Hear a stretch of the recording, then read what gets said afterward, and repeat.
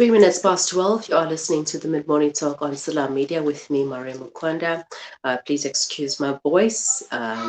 Yeah, it's that time of the year again. All right, it's time for our hit list also. And our hit list for today is Amonge Sinxoto, who founded a Blackboard Africa at 15 with her partner, Zingisa Sotiwa. The pair have been using this NPO as a platform for youth activism and to create a social change. And she's on the line to tell us more about her journey. Good day, Amonge, and thank you for joining me. Hi, thank you so much for having me. It's a pleasure. Right, so you started with your activism when you were quite young. I mean, at 15, you founded Blackboard Africa. Tell us about your journey and who or what inspired you to become a youth activist. I think there were definitely a number of different factors that led to sort of this road and this journey that has been Blackboard Africa. I think I grew up in predominantly white schools, and I think for a young African child trying to come to terms with their own identity, that is it becomes a struggle when you feel like you can't embrace the extent of who you are in certain spaces. And so as I was having those conversations with my friends, with my peers, with my family, I think we also realized that this isn't, we're not the first generation to go through this experience. And so I've always been kind of as an influence from my parents. They've really pushed me to always be the change that I want to see in the world, and kind of really take initiative of the things that I want to see changed.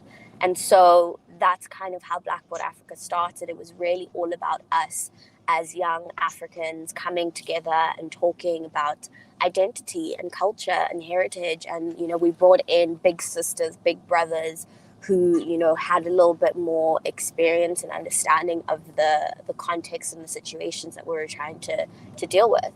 It was really, really conversational.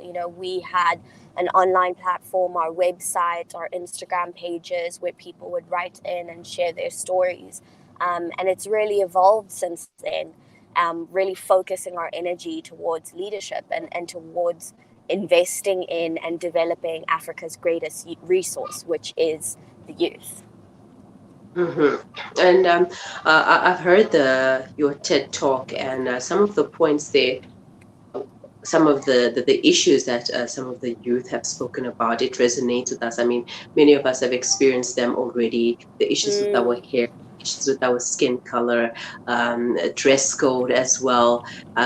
And I know, okay, I went to a predominantly Indian school, and my challenges were similar to those that you experienced at a white school. So they're not different from each other. It's just that you experience it from different race groups. And there's so much that we still need to learn and unlearn and relearn as well. Definitely. But why is youth activism important to you?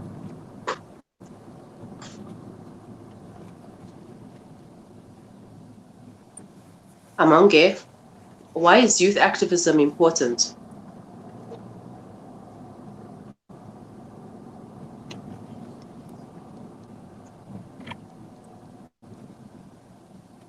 Amonge, can you hear me? I think for a number of different reasons. I think young people... Hello? Hi. Sorry. Can you hear me? Yes, please continue.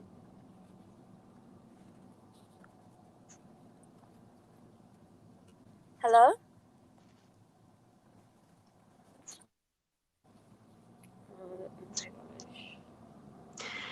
All right, I think we have a slight delay with the sound, but if you can hear me, Amonge, you may continue.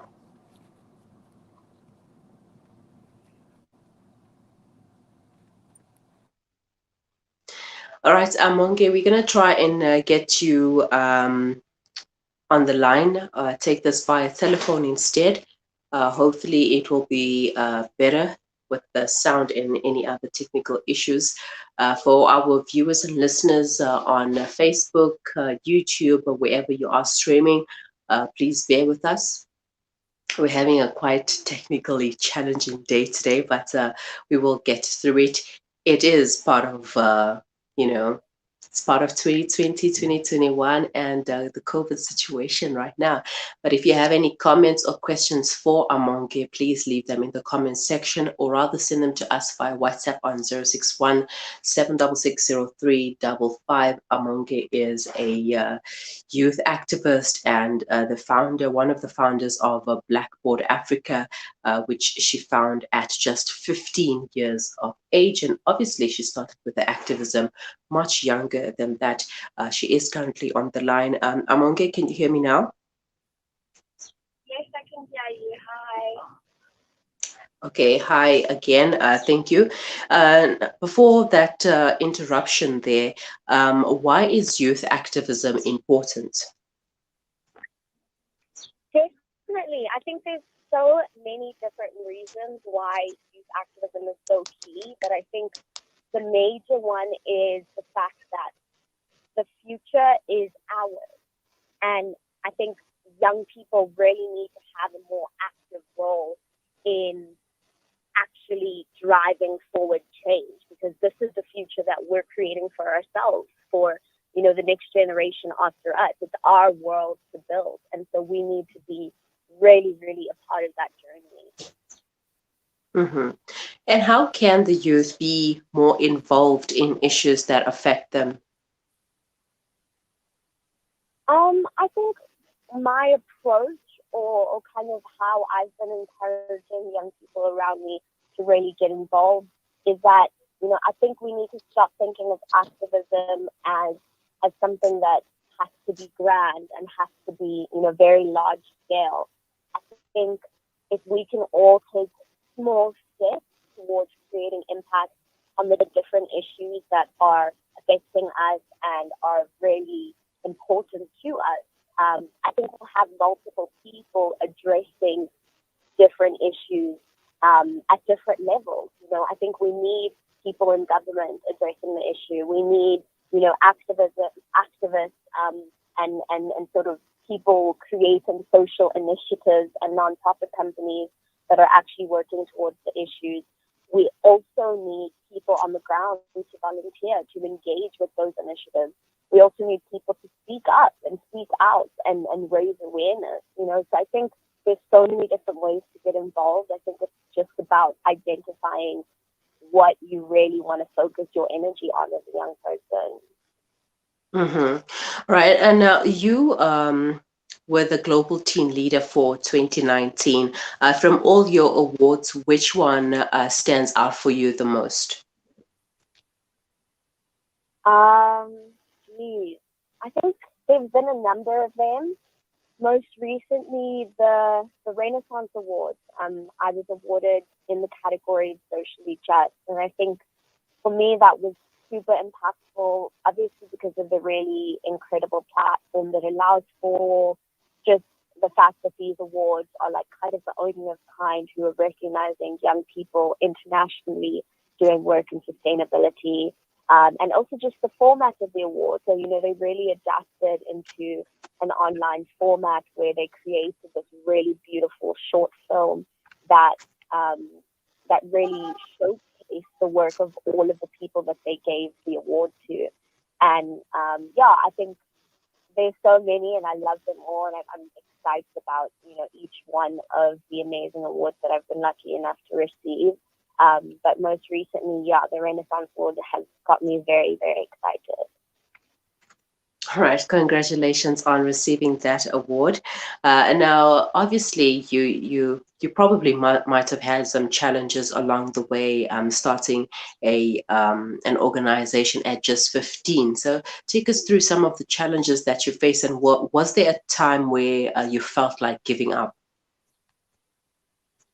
Yeah, and like you're saying, we were 15, and I think the biggest kind of challenges that we faced were around being young and 15 and having an idea of what this organization was going to look like, and then having it grow exponentially and have to sort of really establish this organization as a full-time, living, breathing organization that is really, effective in a large scale.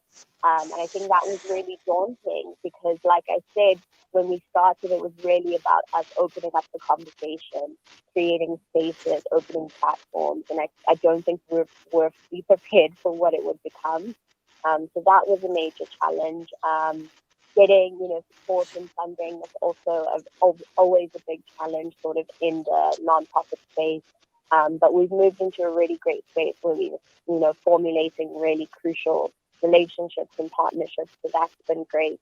But yeah, I think that's always been something that we're trying to look to evolve in terms of sustainability as a nonprofit. This is something that it's nonprofits across the globe are always trying to struggle with, so that they're in the best position to maximize the impact. And I think that's what we're always trying to do, is assess and reassess. Even if we think something's working, let's test it, let's try it, let's ask all the questions that need to be asked, because maybe there's a better way. And if there is, we want to be doing that and making more impact.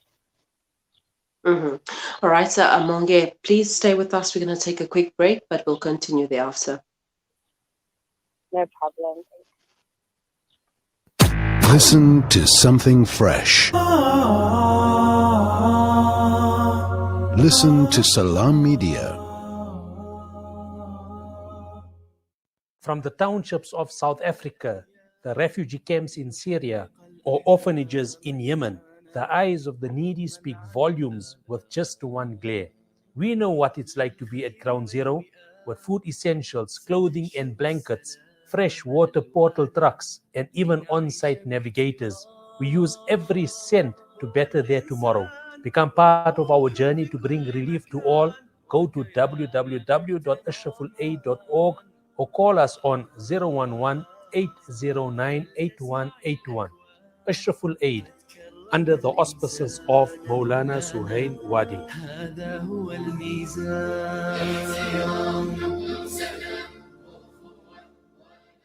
Looking to get your kick? Kiki's have now reopened on 235 Matthews Maiwa Road in Durban. Head on over for the Taste with Kick. We offer something scrumptious for everyone in the family. Wraps, chicken tikka, burgers, tender grills, mocktails, milkshakes, and so much more. Corporate and events catering available. Visit our social media pages for more info or call 031 209 0119. Kiki's, the Taste with Kick. Discover the Africa of your dreams and surround yourself with her spectacular beauty. Relax beneath her serene sunsets and explore wildlife at its natural best. It's where the pride of Africa comes together. The Kwantu Private Game Reserve. Get to know the Big Five or cruise on an elephant safari game drive. Interact with lion and tiger cubs and enjoy world-class halal cuisine while we pamper you during your 5-star stay. Indulge in the true African experience. For reservations, call now on 042-203-1400 or visit kwantu.co.za. The Kwantu Private Game Reserve, the place of gathering. What makes Randery Jewelers the optimum place for your memorable gift? Is it our range of exclusive, high-end, luxurious jewellery? Or is it our master craftsmanship of all your bespoke jewellery needs? We believe it's because at Randery Jewelers, we know just how to make your special moments last forever. Whether it's for a wedding, anniversary, or just a simple gift to show your love, trust Randery Jewelers to make it special. www.randeryjewelers.com. Make your moments last forever with Randery Jewelers, the family name you can trust. Little bare feet on the icy wet ground, a shiver at his lips, mud on his clothes. When he is cold, the hunger is worse, the nights are longer, and the pain is more severe. What if this was your child? The Al Imdad Foundation's Global Winter Appeal allows you to make a difference for refugees, IDPs, and struggling communities in 21 countries globally. Sponsor a winter pack today for just 600 Rand. Donate online at alimdad.com or call 0861 786 243.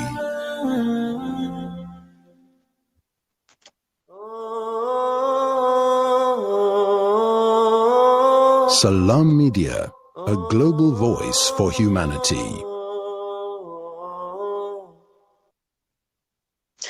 You are listening to the Mid-Morning Talk on Salam Media with me, Mari Mukwanda, and our headless for today is Amonge Sinxoto, who is the founder of Blackboard Africa, an NPO that has provided a platform for youth activism and to create a social change. Amonge, thank you for staying on the line. Now, as part of a social change,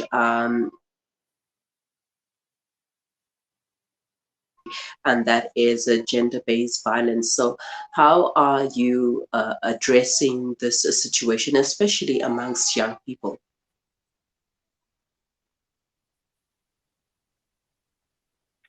Yes, thank you so much for bringing that to the conversation, because I think this is definitely an issue that I think we're all aware is so prominent in our country and amongst our young people specifically.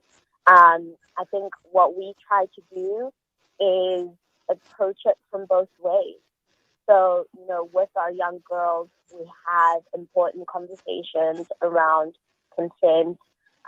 We have all of those conversations, but we also really work on, building their self-confidence, building their self-esteem, making sure that they're able to articulate themselves, really trying to empower them in those aspects, because a lot of the kids that we do work with in the centers that we work with have, been victims to some of these injustices. So, we really work with them to rebuild their confidence, their self-value, their understanding of, what happened and how to articulate that going forward. So that's how we've been approaching it from the perspective of our young girls. And then with our young boys, we're also having those equally important conversations around consent. And I think our real focus with the young boys is around education. I think we cannot leave the young boys out of the conversation, because then we're going to be left with the same kind of generation of men that we're dealing with now. The issues that we're dealing with now, the rape, the murders, all of those really horrific circumstances and realities that we're faced with. If we don't continue to educate the next generation, it's only going to continue, and they're only going to continue to learn and take away things from the same men that we're trying to break away from. So I think we're really trying to approach it from those different aspects. Mm-hmm. Well, that's amazing. I mean, it's time that young people also start talking about gender-based violence and how it affects them and their communities as well. It's not just something for the older generation. And I'm glad that the youth of today are starting to see this and are starting to break the cycles and starting to unlearn and relearn everything that we were taught by our parents, and having to accept certain things as norms. Well, now we're saying, no, that is not normal. That was just you staying and accepting it because you thought that you couldn't do anything about it. But now there is hope and something can be done. All right, now. All right, so we're going to play a quick game. It's called Quick Fire. I'm going to ask you 5 questions, and you need to answer them as quickly as possible. Are you ready? Okay. Yes, I'm ready. If you were the president, who would be your deputy?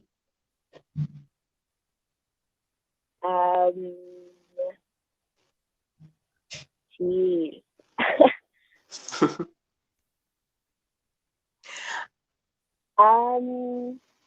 Zuleika Patel. All right. What would your top priority be? Gender-based violence. What's your favorite quote? Geez. I can't remember the exact words of it, but it was kind of along the lines of, when you meet people, you kind of birth new worlds within each other, worlds that don't really exist until you meet those people. And I think for me, it really drove home the importance of, having the right people in your life and having them, add to your life and add value to you. And what's your favorite book? Favorite book? Geez. I Write What I Like by Steve Biko. And name 2 people that we should follow on social media. 2. I would say follow James Okina. He's also a young activist working in Nigeria. Really, really amazing stuff. Who else? Also, Peyton Klein. She's also based in the US, but doing really, really incredible work in terms of, merging communities, especially, around some of the injustices that are prominent in her community. So, yes, definitely some young people to watch. All right, and that's it with the quick fire. You managed to answer all questions, but not as quickly as possible. Yeah, sorry. All right, okay. And now, where do you see yourself in the next few years? I've been studying towards my degree, and so I'm graduating from that. I really want to get my honors, potentially masters. So I think that's definitely something personally that I'm working towards. Blackboard Africa, I would love to see growth in terms of us expanding outside of Johannesburg, where we've been operating right now, really expanding into different areas across the country and hopefully across the continent. Us growing our online subscription basis. We've been really focusing on making our programs available online so that people from, different backgrounds and from different geographical locations can also access those tools. So yeah, I think those are the major things that I would see and would love to see in the near future. All right, and before you leave us, what would you like to tell the listeners, especially the youth?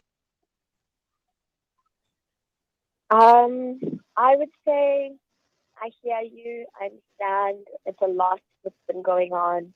It's overwhelming and it's upsetting, but I don't think that what you have to offer is meaningless. Your drop in the ocean could create ripples that change things and change society. So don't ever undermine the potential of your contribution. All right, Amonge, thank you so much for your time, for joining us and for sharing your journey with us. Thank you so much for having me. Wonderful day. Bye-bye. Bye. That was Amonge Sinxoto, who's the founder of Blackboard Africa. She founded it at just 15 years old.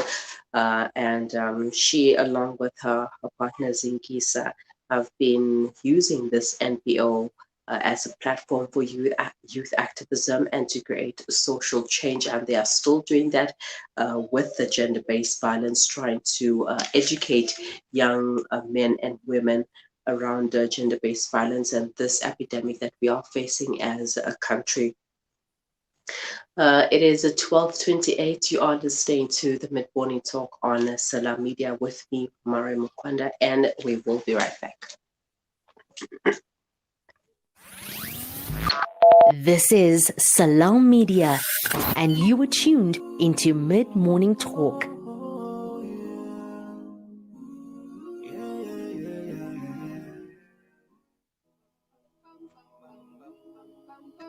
I raise my hands in the dead of night.